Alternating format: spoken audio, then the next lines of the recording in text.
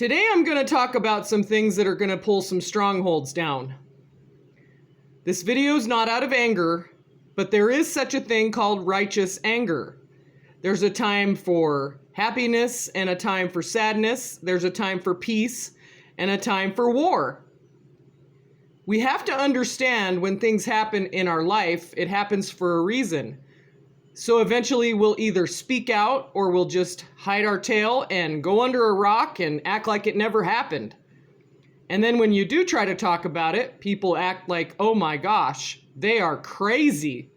This can't be the truth. So make this my verbal record.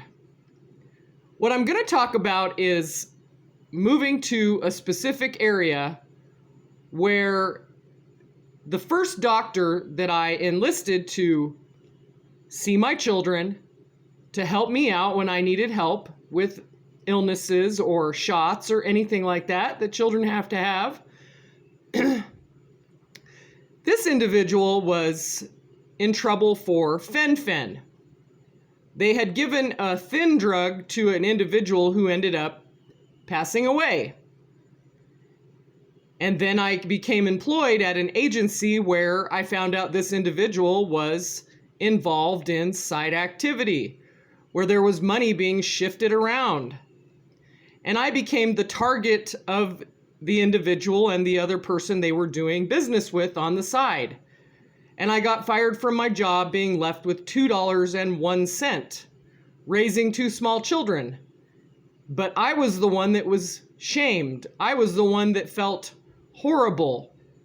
And that's where things started to go very wrong for me with medical care. So the second doctor I enlisted was later found to be having a serious drug problem. Every time I brought to them something serious, they said it was all in my head. There's no way you could have this illness. There's no way that you need this surgery. There's no way that you need these specific things done. And come to find out, when I enlisted specialists, they were very upset about the fact that my doctor had shirked his responsibility and not done the job. But it didn't stop there. A third doctor also, who actually left with a family member of the doctor before, and then went into another practice with another doctor who was found to be having sex with his patients and also having drug problems. And it goes on.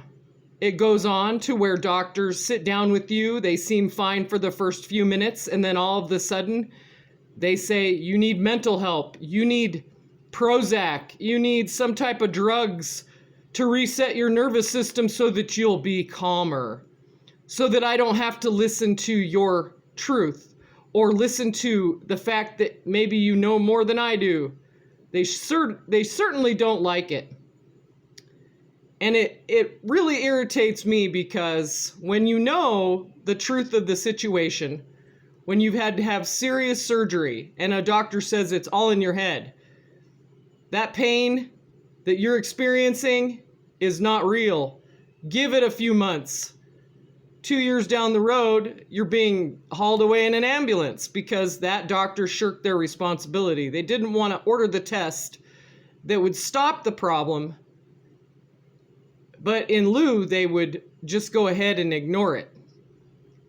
But then they would be in trouble for doing all kinds of side stuff. So I just want to reassure you today that if you're experiencing hardship with your doctor, hardship with a professional, stay the course. Keep notes. Keep your mind clear.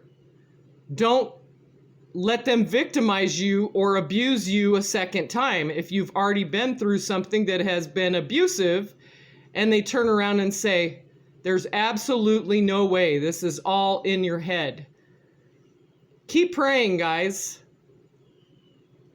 Keep lifting up your eyes.